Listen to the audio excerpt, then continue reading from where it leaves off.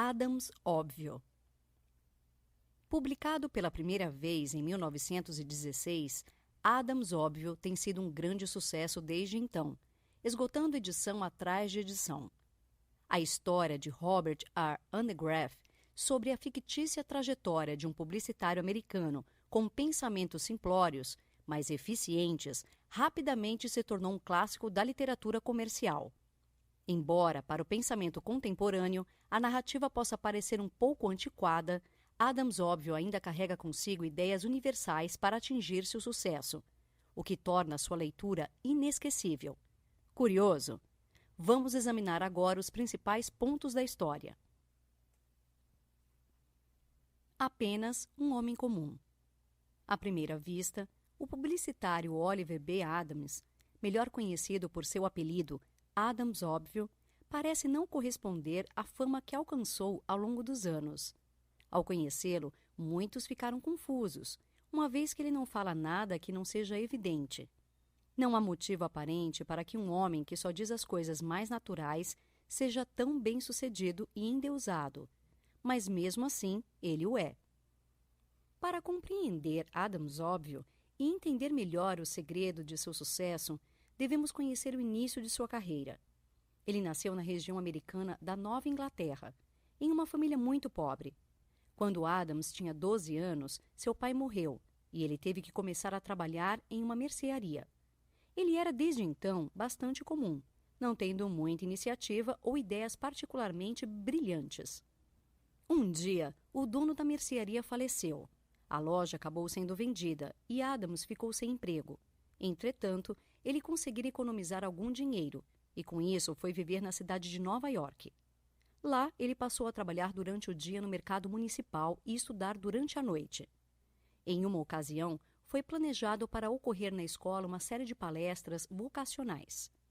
A primeira foi feita por um homem chamado James Oswald, presidente de uma famosa empresa de publicidade. O jovem Adams ficou encantado por sua inteligência e pelo que Oswald dissera sobre o mundo da publicidade. Na mesma noite, ele decidiu que era na empresa de Oswald que ele queria trabalhar, como publicitário. Para Adams, o mais natural a fazer era falar isso diretamente para Oswald, e assim conseguir trabalhar em sua empresa. Nunca lhe ocorreu tomar outra atitude. No dia seguinte, de fato, depois de pedir licença em seu trabalho para sair por algumas horas, Adams engraxou os sapatos, escovou as roupas e foi em direção à empresa de Oswald. Uma vez lá, comunicou seu objetivo à recepcionista, que lhe disse que Oswald estava muito ocupado. Adams pensou um pouco e respondeu que poderia esperar exatamente por 1h10. A recepcionista ficou surpresa. Ninguém costumava dar esse tipo de prazo para o presidente da empresa. Mas lá estava um jovem que fazia isso parecer perfeitamente natural. Ela foi passar a mensagem para Oswald, que lhe disse que receberia Adams em 20 minutos. Assim, Oswald recebeu Adams em sua sala, embora não o reconhecesse como um dos rapazes que ouvira sua palestra na noite anterior. Adams, entretanto, rapidamente mencionou o encontro de ambos, falando que resolvera entrar para o mundo da propaganda trabalhando para Oswald. O presidente o examinou. Adams lhe parecia apenas um homem comum, não especialmente brilhante ou vivaz.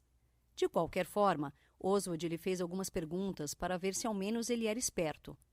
Adams respondeu a todas rapidamente, mas sem uma notável inteligência.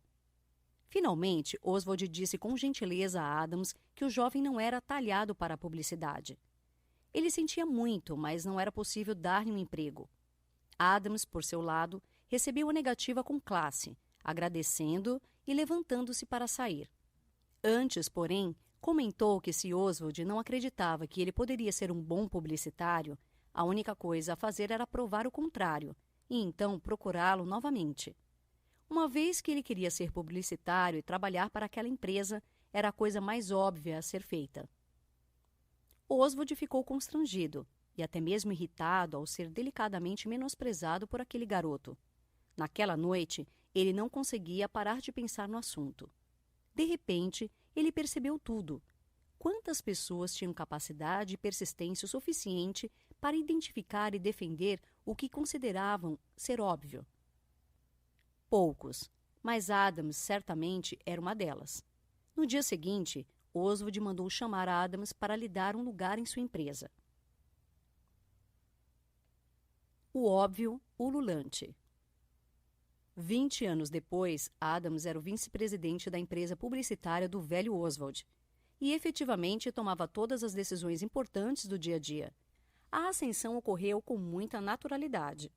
Antes que Adams completasse um mês de trabalho no setor de controle e arquivo dos jornais, sugeriu mudanças no método do trabalho.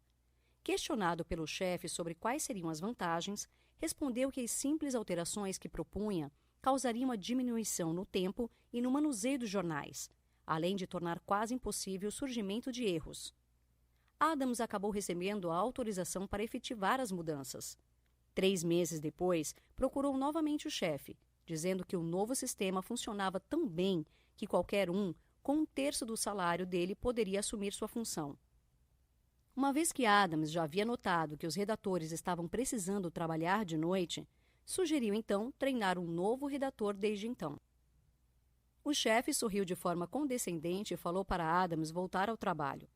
Ele voltou, mas a partir de então começou a escrever textos nas horas vagas. Após descobrir que a correria da redação era devida a uma grande campanha para a Associação de Enlatadores de Pêssego da Califórnia, Adams passou a estudar essa fruta. Pensou, comeu e sonhou com pêssegos, além de ler sobre suas propriedades e processos de enlatamento. Um dia, após dar os últimos retoques em um texto, o chefe da redação entrou no departamento onde Adams trabalhava, pedindo um número antigo de jornal do arquivo. Enquanto Adams ia buscar o jornal, o chefe da redação bateu os olhos no texto que ele escrevera, nomeado 6 minutos do pomar à lata. Haviam layouts com fotos ilustrando as operações necessárias para o processo de enlatamento, acompanhadas de pequenos subtítulos e uma rápida descrição. O chefe de redação leu e releu o anúncio. Quando Adams voltou com o jornal, ele já estava junto com o presidente Oswald elogiando o anúncio feito por um jovem com tanto potencial publicitário. Ele implorava para que Oswald lhe cedesse a Adams por um tempo para que a redação pudesse tentar descobrir como ele encontrava os pontos essenciais tão facilmente e os expressava com tanta clareza. Oswald concordou e interviu com o chefe de Adams para colocá-lo no setor da redação. Depois que o texto do anúncio dos pêssegos foi aprimorado e finalizado, deram outros temas para Adams, mas suas primeiras tentativas foram tão cruas que o chefe de redação quase concluiu que, afinal, errara sobre o potencial do rapaz. Um dia, a empresa ganhou uma nova conta. O produto em questão era um bolo pronto, vendido por mercearias. Adams ouviu os comentários sobre a conta e decidiu pesquisar. Naquele dia, ele inspecionou as mercearias que vendiam o bolo e comprou um para experimentar, decidindo que queria fazer um anúncio daquele produto e até fazendo os primeiros rascunhos de textos. No dia seguinte, porém, a conta foi entregue a outra pessoa, e quando os textos ficaram prontos, semanas mais tarde, eram tão bons que chegavam a dar água na boca de quem lia. Eram, de fato, maravilhosos. Apesar disso, o cliente já estava insatisfeito, poucos meses mais tarde. As vendas não estavam crescendo. Por fim, decidiu-se suspender a propaganda. Naquela noite, Adams pensou muito sobre o assunto, até que começou a trabalhar novamente nos anúncios que rascunhara meses antes. Ele revisou, editou, emendou e modificou durante a maior parte da noite, apresentando seus anúncios para o presidente Oswald logo no dia seguinte. O presidente ficou muito satisfeito, assim como os clientes, e a conta retornou à empresa. Depois que esse texto foi aprimorado e finalizado, seus colegas se perguntaram o motivo pelo qual não haviam pensado antes em sugestões tão naturais como fornecer amostras de bolo para os clientes ou então colocar a figura do bolo em close-up no anúncio. As ideias de Adams para o texto de publicidade do bolo eram de um óbvio ululante, mas funcionavam perfeitamente.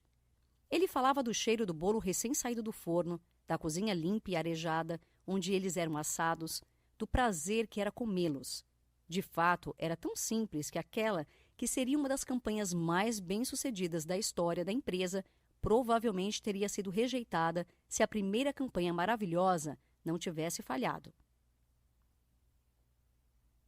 O poder do evidente. Alguns meses mais tarde, ocorreu uma reunião na agência Oswald entre o presidente, o chefe da redação e alguns executivos de uma empresa que fabricava chapéus, chamada Monarch Hat Company. Essa empresa tinha 2 lojas de varejo em uma grande cidade do sul. Enquanto uma delas era sempre lucrativa, a outra dava constante prejuízo.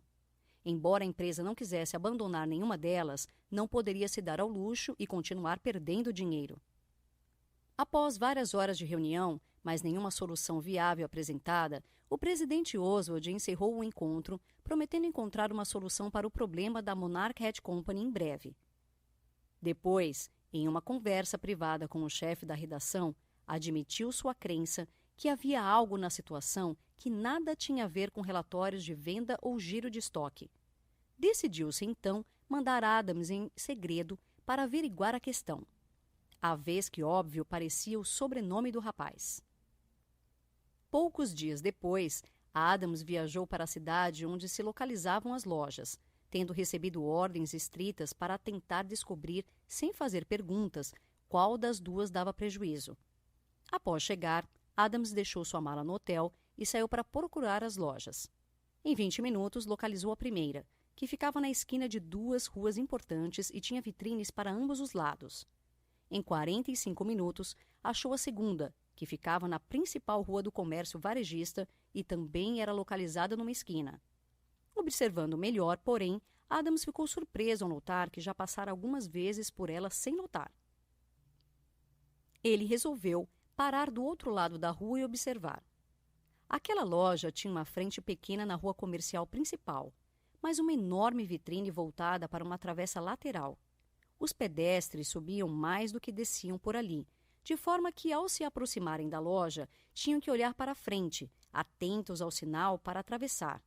Dessa forma, ficavam de costas para a vitrine. Enquanto isso, as poucas pessoas que desciam tinham que andar mais perto do meio-fio, ficando com uma pequena multidão em seu caminho até a loja. Evidentemente, a loja pagava um desnecessário aluguel pesado por aquela vitrine lateral, já que poucos sequer chegavam a vê-la. Logo, aquela era a loja que dava prejuízo. No fim do dia, ele retornou para Nova York e calhou que realmente estava certo em sua conclusão. A loja em questão mudou-se após o contrato de locação expirar e pouco depois passou a lucrar. Em conversa com o chefe de redação, o presidente Oswald elogiou o poder de evidência que Adams possuía, o que permitia que ele analisasse os fatos objetivamente. Se tratava de um homem com elementar bom senso, que se poderia apostar com segurança, e era isso que o presidente pretendia fazer. Quando, meses depois, uma empresa que fabricava papel bond pediu uma reunião para discutir a possibilidade de um anúncio, Oswald enviou Adams. Após chegar e ter a primeira reunião com o presidente da empresa, ele não se comprometeu com um anúncio, preferindo estudar as propriedades do papel. Ao final, concluiu que o papel bond daquela empresa era feito de fibras brancas selecionadas, fabricado com auxílio de água pura e filtrada e secado com esteiras limpíssimas. Além disso, cada unidade era inspecionada à mão. Adams achou tudo muito promissor para uma propaganda e disse isso na próxima reunião com o presidente da empresa de papel bond. Para a surpresa de Adams, contudo, o presidente pareceu decepcionado. Depois de resmungar, ele disse que todas as empresas de papel bond utilizavam-se dos mesmos métodos de fabricação. Isso não seria um diferencial, e até poderia fazer com que a empresa virasse alvo de piadas para os outros fabricantes daquele tipo de papel. Adams retrucou que ninguém na empresa entende de publicidade. Oswald sabia disso, mesmo comprando milhares de dólares de papel bond por ano. O público em geral, aliás, não possuía esses conhecimentos específicos, o que fazia a primeira empresa a disponibilizá-los publicamente tornar-se na prática sinônimo do melhor papel bond disponível. O presidente reconheceu a obviedade do pensamento de Adams e fechou o contrato para uma campanha. Esta seria outro grande sucesso da empresa Oswald, mas uma rápida análise ainda verificava que só se utilizava de bom senso. Ao saber das notícias, o presidente Oswald enviou as felicitações para Adams, endereçando a carta para Adams Óbvio. Rapidamente o apelido pegou, e Adams Óbvio seria conhecido por publicitários do mundo inteiro. Talvez nem meia dúzia de pessoas conheçam seu nome completo. A sensatez do óbvio. A trajetória de sucesso de Adams continuaria por muitas décadas, nas quais ele salvaria empresas do naufrágio, tornaria célebres produtos antes desconhecidos e transformaria empresas de fundo de quintal em grandes conglomerados comerciais. Ao perguntar seu segredo para enxergar o óbvio, entretanto, ele não saberia dizer exatamente. Após refletir muito sobre a questão, ele acabou por entender que o óbvio poderia parecer natural para ele, mas para a maioria das pessoas exige muito esforço mental. Pensar é o trabalho mais árduo que existe, e muitos não gostam de perder tempo nele. Assim, elas procuram um caminho mais evidente utilizando-se de truques e nomeiam esses atalhos como se fossem uma obviedade, mas nem sempre o é. Estas ditas obviedades não foram atingidas após levantar e analisar todos os dados. Esta é, na verdade, a grande diferença entre um empresário de sucesso e um que luta com seus negócios. Ao invés de seguir o caminho sensato de chamar um especialista para auxiliar, o último sofre de tamanha miopia empresarial que prefere manter a sua situação servindo-se de seus truques. Embora utilizar-se do óbvio seja a saída mais segura e lucrativa para os negócios, então é fácil exagerar ao persegui-lo, uma vez que a tendência é procurá-lo por meio do espinhoso processo do raciocínio lógico. Como saber, então, o que é óbvio? Robert R. Andegraaff propõe 5 normas práticas para certificar-se da obviedade da solução. Este problema, depois de resolvido, será simples. Quando uma ideia tenta ser engenhosa ou complicada, deve-se desconfiar. A história das ciências costuma ser também a de homens encontrando soluções fáceis para problemas complexos. E isso não é à toa. O óbvio sempre é simples. Esta solução é compatível com a natureza humana? Se não existir a certeza que a ideia vai ser compreendida e aceita com facilidade pela mãe, pelo irmão, pela irmã, pela tia, pelo tio, pelos primos, pelos vizinhos, pelos colegas, pelos amigos, é porque provavelmente ela não é óbvia. Pessoas externas à ideia costumam vê-la na realidade mais simples, sendo livres de complicações profissionais e técnicas. Além disso, sua mentalidade é mais simples e direta, e eles são óbvios em suas reações. A ideia pode passar facilmente para o papel? Se a explicação da ideia ficar longa e complicada ao ser escrita, é provável que não seja óbvia. Nenhuma ideia costuma ser evidente, em geral, se não puder ser passada em 2 ou 3 parágrafos. A mera tentativa de escrever uma ideia mostra suas fraquezas, o que permite que a obviedade seja atingida mais facilmente. A ideia explode na cabeça das pessoas. Ao delinear uma ideia ou explicar um plano, pode acontecer de se obter uma reação semelhante à nossa "como não pensamos nisso antes?" nas pessoas ao redor. Isso é um sinal seguro que a ideia é óbvia. Se a proposta necessitar de uma explicação posterior mais longa, porém, talvez ela ainda necessite ser reduzida a uma maior simplicidade. Esse é o momento certo?